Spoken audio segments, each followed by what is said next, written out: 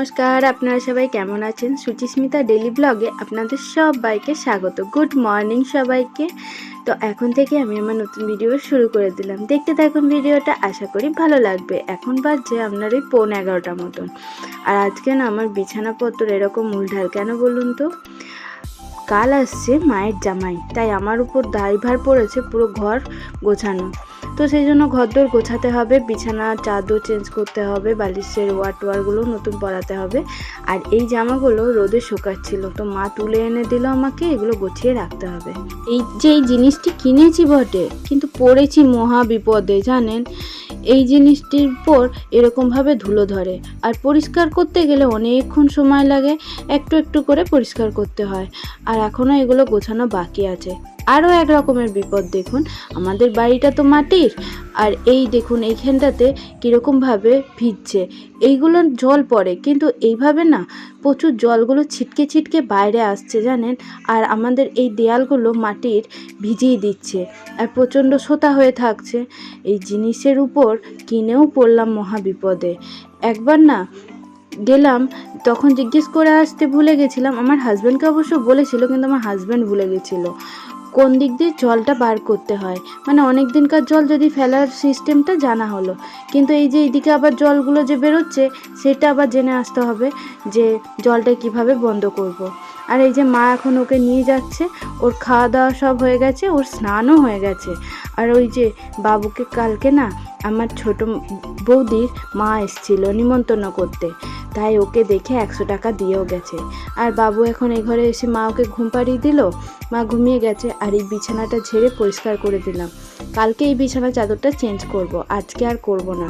তো ওই ঘরটা ঠান্ডা বলে ও এই ঘরেই ঘুমায়। তো মা এখন ওকে ঘুম পাড়িয়ে দিচ্ছে, তো ঘুমিয়ে পড়ুগো।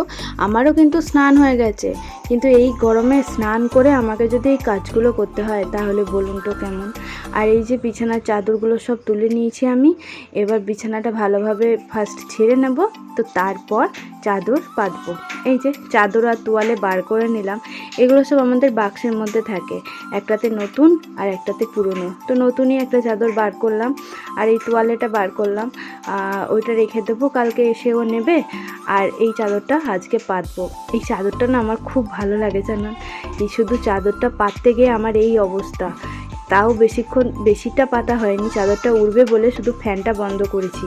আর তাতেই দেখুন আমার কি অবস্থা, হাতে জল খাচ্ছি আর একটুখানি বসে রেস্ট নিচ্ছি। তো এই যে বিছানার চাদরটা আমার পুরোপুরি পাতা হয়ে গেছে।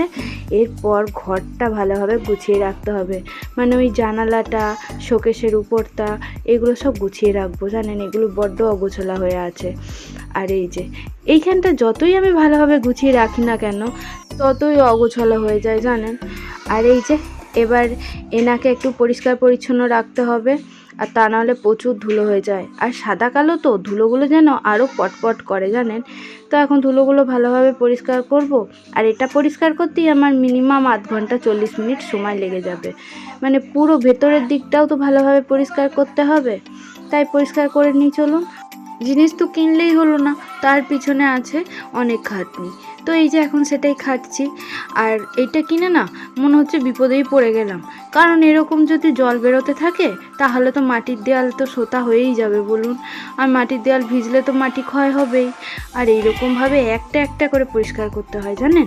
বাবুর বাবা যদি কাল আসে তাহলে ওকে দিয়ে আমি একবার ফোন করাবো জানেন, ওরা এসে যদি একবার দেখে যায়। আর সবাই নাকি বলছে এরকমভাবে জল নাকি বের হয় না, কিন্তু আমাদেরটা থেকে কেন যে জল বের হচ্ছে বুঝতে পারছি না। মানে কি বলুন তো, সাইড দিকটা দিয়ে প্রচুর জল না ছিটকে ছিটকে এসে লাগছে, শুধু একটা সাইডে না, 2-3টে সাইডেই, মানে পিছন দিকটাতে, এই দুদিকেই এসে লাগছে। আর ওই দেখুন ভেতরটাতে কত ধুলো জমেছে, এবার একটু একটু করে পরিষ্কার করতে হবে। কী যে ঝামেলা। আর ঠিক এইভাবে একটু একটু করে পরিষ্কার করে নিই, অনেকক্ষণ সময় লাগবে এটা পরিষ্কার করতে।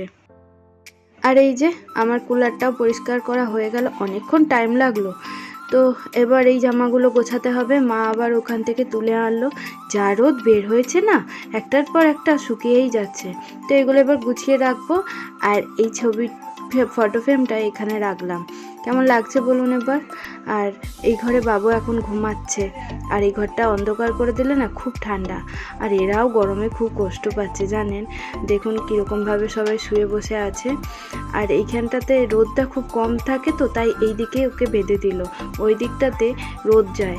আর এই ঝুড়িটার উপর রাখবো বাবুর ওষুধগুলো, ওইটার মধ্যে আছে, সবগুলো ধরছে না। আর শোকেসটা অল্প গোছানো হয়েছে, ওষুধগুলো গুছিয়ে রাখবো তাহলেই হয়ে যাবে। এই যে ওষুধও রাখা হয়ে গেছে। আর এই যে ঝুমঝুমিটা না, ওর পিসি যখন এসেছিলো তখন নিয়ে এসেছিলো, কি সুন্দর না। আর এটা খোলা হয়নি, তো আজকে খুলবো ভাবছি। ওইখানটাতে লাগিয়েও দিয়েছি, কিন্তু না ঠিক ভালো লাগছে না। তো দেখি এখন থাক, পরে খুলে রাখবো। তো কেমন লাগছে বলুন তো এবার। আর এইগুলো না ওর চোখের সামনে থাকলে না ও খুব হাসে জানেন। আর এই যে এই জায়গাটাতে না বাবু বাথরুম করে দিয়েছে জানেন। তো এখন মুছছি তাও যাচ্ছে না, এবার কলিং দিয়ে একটু ভালো করে পরিষ্কার করে দিই, দেখি যায় নাকি। পুরো সাদা সাদা হয়ে গেছে। আর ছোট্ট করে আপনাদেরকে একটু ঘুরিয়ে দেখাই আমার ছোট্ট রুমটা। এই দেখুন কেমন হয়েছে বলবেন আমাকে কমেন্টে। ঘরটা কিভাবে গুছিয়ে রেখেছি দেখুন। তো ঘরটা গোছানো ভালো লাগলে আপনারা কিন্তু অবশ্যই জানাবেন। দেখুন পুরো ঘর আমার কমপ্লিট হয়ে গেছে গোছানো। আর যা গরম পড়েছে না, সবাই মনে হচ্ছে যেন কদিন পরে আর সিদ্ধ হয়ে যাব। যদি এরকম চলতে থাকে কত মানুষের কত রকমভাবে শরীর খারাপ হয়ে যাচ্ছে জানেন। আমরা সারা রাত জেগে আছি, কুলারটা কিনেছি তাতেও কোনো শান্তি পাচ্ছি না, মনে হচ্ছে যেন আরও গরম ভাব বেরোচ্ছে। তাই রাত্রে কিছুক্ষণ চালাবার পর না বন্ধ করে দিচ্ছি, আর সারা রাত্রি প্রায় জেগেই কাটিয়ে দিচ্ছি। সকালের দিকে একটু ঠান্ডা হচ্ছে, ভোরের দিকটায় একটু ঘুম পাচ্ছে, আর বাবু ঠিক তারপরই উঠে পড়ছে, আর ঘুমের যাচ্ছে 12টা বেজে। তো এই যে ভালোভাবে সব গুছিয়ে বাগিয়ে রাখলাম। কাল তো মায়ের জামাই আসবে, এসে কি বলে দেখি। আমি যতই ভালো করে গুছাই না কেন ভালো তো হবে না। ওইখান থেকে না ওই ঝুমঝুমিটা খুলে রেখে দিলাম এই সাইডে। আর এখন করব বাবুর বোতলগুলো ধুয়ে রাখবো, তা ওর দুধটাকে তৈরি করি, ও উঠলেই এবার খাবে। তো তার জন্যে গরম জল করছে, আর বাবু এই ঘরটায় ঘুমাচ্ছে। এই যে গরম জল করা হয়ে গেছে, এবার এগুলোকে ভালোভাবে পরিষ্কার করে নেব। রোজই যতবার ও খায় ততবারই আমি গরম জল দিয়েই ভালোভাবে পরিষ্কার করি। আর রোজ সকালে এই দুটোকে মা ভালোভাবে গরম জল দিয়ে ফুটিয়ে দেয়। তো এই যে আমার ধোয়াও কমপ্লিট হয়ে গেছে। আর এই সর্ষেগুলো না ওই যে বাবুকে নাচাতে এসেছিলো না মাসিমণিরা, সেই দিন ওকে এই সর্ষেগুলো ওনারা দিয়ে গেছে। বলেছিল গোটা হলুদ একটা কড়ি আর তুলসী পাতা দুব্ব ঘাস দিয়ে ওর বালিশের ভেতর রেখে দিতে, সেটা রাখা হয়নি, এবার রেখে দেবো।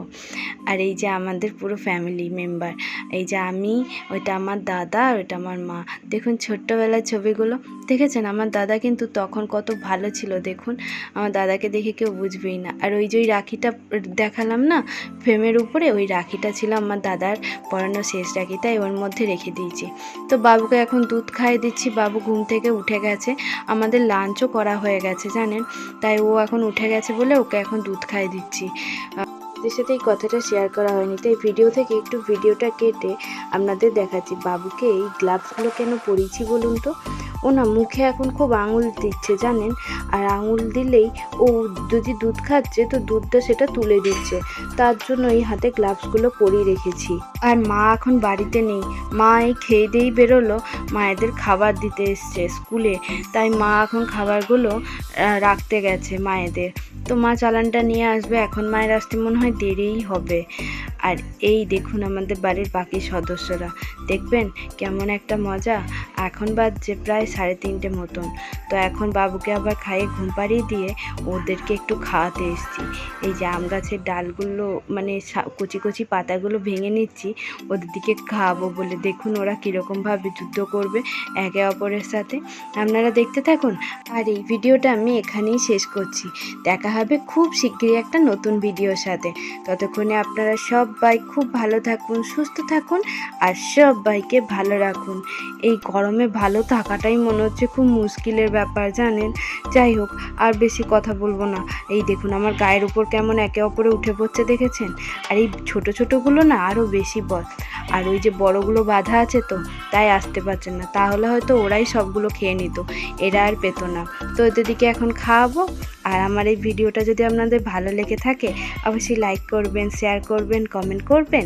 আর যারা আমার নতুন নতুন ভিডিও দেখছেন তারা চ্যানেলটাকে সাবস্ক্রাইব করে দিয়ে আমার পাশে থাকবেন, আমাকে এগিয়ে যেতে একটু সাহায্য করবেন। আপনাদের সাপোর্ট আর ভালোবাসা পেলে আমিও ঠিক একদিন ইউটিউবে একটু জায়গা করে নিতে পারবো। চলুন দেখা হবে খুব শীঘ্রই। আপনাদের সাথে না একটা কথা শেয়ার করতে ভুলে গেছিলাম। কাল প্রথম আমার একটা ভিডিও রিজেক্ট হয়েছে ইউটিউব থেকে, তো তাই আপনাদের সঙ্গে কালকে আমি ভিডিওটা শেয়ার করতে পারিনি। আজকে দুপুরে সেই ভিডিওটা আবার আপলোড করেছি। আমারই ভুল ছিল, সেই ভুলটা সংশোধন করে আবার আপনাদেরকে দিয়েছি ভিডিওটা। দেখবেন আপনারাও বুঝতে পারবেন কোন জায়গাটা আমার ভুল ছিল।